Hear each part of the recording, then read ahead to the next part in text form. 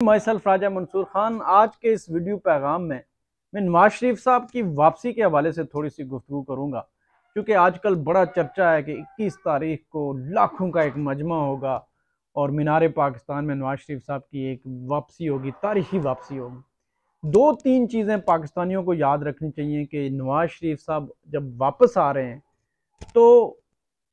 उनको ये याद रखना चाहिए कि जब ये गए थे तो ये किस तरह गए थे। नवाज शरीफ साहब आज भी पाकिस्तान की अदालतों को एक मफरूर एक शख्स है जिसको बाकायदा सज़ा हो चुकी है, कन्विक्टेड है। और वो फिर एक बीमारी के नाम पे, हमें अच्छी तरह याद है कि जब नवाज शरीफ साहब जा रहे थे तो उस वक्त ऐसे लग रहा था कि जैसे आज नवाज शरीफ साहब फोत हुए या कल फोत हुए।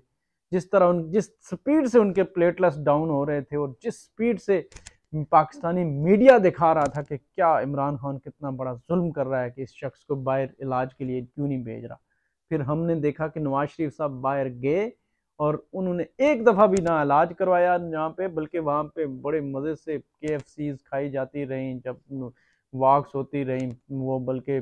नजम सेठी के साथ उनकी एक तारीखी तस्वीर भी आई कि किस तरह वो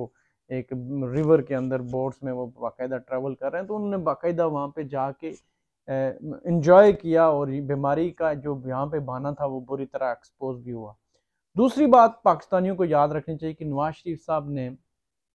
अपने जो जो प्राइम मिनिस्टर ऑफिस से फारुग होने के बाद जब उन्होंने नारा लगाया था कि मुझे क्यों निकाला, तो साथ ही उन्होंने पाकिस्तान की स्टैब्लिशमेंट और उसके बाद एक फौज के अगेंस्ट एक नैरेटिव बिल्ड किया था, वोट को इज्जत दो। और उस नैरेटिव को बुनियाद बनाकर पाक अफवाज और इस्टेब्लिशमेंट के ख़िलाफ़ जो उन्होंने एक पूरा एक बयानिया पार्टी के ज़रिए तरतीब दिया था,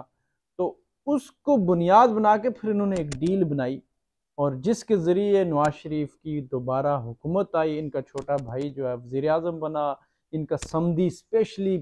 जो है सरकार के एक प्राइवेट जेट में वहाँ से वांटेड आदमी जो था वो तशरीफ़ लाया, इनके सारे केस माफ़ हुए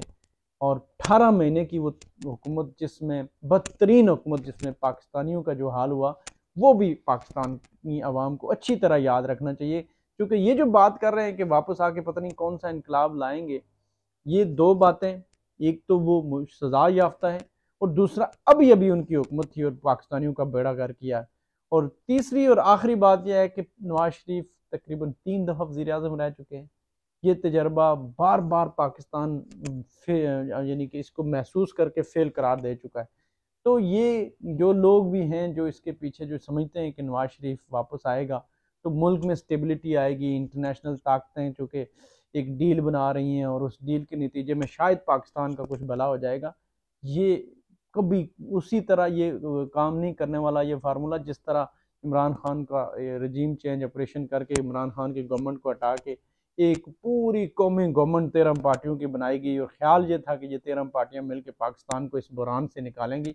लेकिन वो वर्स्ट से वर्स्ट होता गया। आज भी मैं प्रेडिक्ट करता हूँ कि नवाज शरीफ की अगर वापसी होती है, फिर अगर इंटरनेशनल ताकतों की हिमा पे उसको कुर्सी पे बैठाया जाता है, तो पाकिस्तान की सिचुएशन और वर्स्ट होती जाएगी, जो कि इंटरनेशनल ताकतों का प्लान है कि इसको वर्स्ट सिचुएशन में ले जाके जो अपने मतलूबा मकासद हासिल करने हैं उनकी तफसील में फिर किसी वीडियो पैगाम में बताऊँगा। लेकिन जो अपने मतलूबा मकासद हैं, जो इंटरनेशनल ताकतें हासिल करना चाहती हैं, जो इस वक्त रीजनल जंग छिड़ी हुई है चाइना और अमेरिका के दरमियान, और उसमें भारत का किरदार और उसमें हमारा क्या रोल बन सकता है, ये सारी सिचुएशन को सामने रख के एक जो जो चीज़ डिज़ाइन की जा रही है उसमें पाकिस्तानियों का कहीं भी मुझे भला नज़र नहीं आता। बहुत बहुत शुक्रिया, थैंक यू।